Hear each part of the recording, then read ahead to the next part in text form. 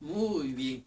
Estamos en la sección del día lunes. En este día la lección nos presenta un tema que no es menos importante que toda la lección. Y esto es a saber cómo entender, cómo comprender lo que es la cuestión de la justificación. Bueno, en la lección de esta semana nos aclara de manera muy particular lo que esto significa. ¿Qué significa entonces o cómo podemos entender la cuestión de la justificación? Bueno, en el libro de Gálatas, en el capítulo 2, en el versículo, vamos a ver, versículo 15 dice así: nosotros judíos de nacimiento y no pecadores de entre los gentiles. ¿Qué es lo que está diciendo aquí el apóstol? Nosotros judíos de nacimiento y no pecadores de entre los gentiles. Es como decir, nosotros los cristianos no somos como los impíos. O sea, los impíos son impíos, pero nosotros los cristianos somos cristianos. ¿Qué pasó? Eso es lo que está diciendo el apóstol Pablo de una manera parafraseada. Entonces dice, nosotros judíos de nacimiento y no pecadores de entre los gentiles, sabiendo que el hombre no es justificado por las obras de la ley, sino por la fe de Jesucristo. Nosotros también hemos creído en Cristo para ser justificados por la fe y de Cristo y no de las obras de la ley, por cuanto por las obras de la ley nadie será justificado. Entonces, ¿cómo se justifica el hombre ante Dios entonces?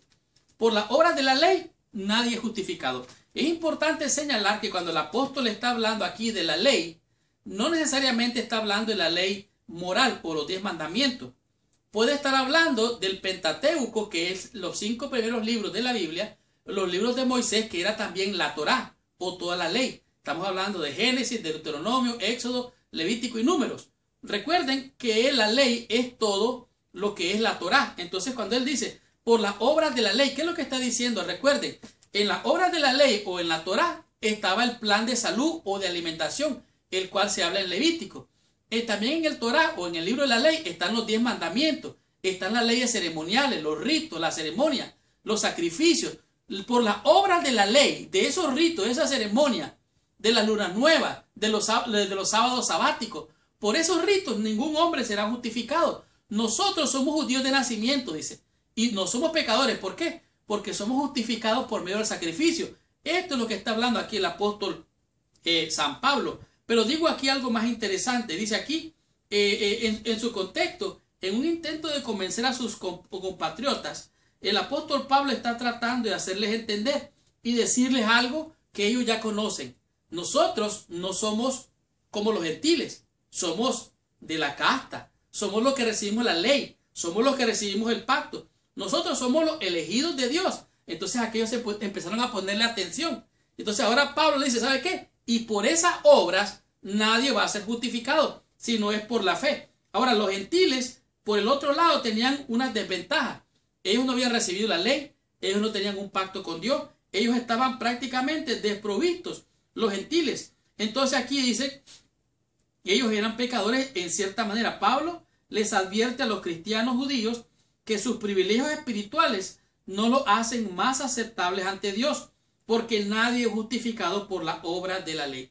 Entonces, ¿cómo se justifica el hombre? Bueno, aquí la lección no menciona que el verbo justificar es un término que prácticamente Pablo utiliza frecuentemente en todos sus escritos. Imagínense usted, casi la mitad del Nuevo Testamento es escrito por Pablo. Así es que usted póngase a pensar. La referencia en Gálatas capítulo 2, versículo 16, es más enfático todavía. Dice así: sabiendo que el hombre no es justificado por las obras de la ley, sino por la fe en Jesucristo.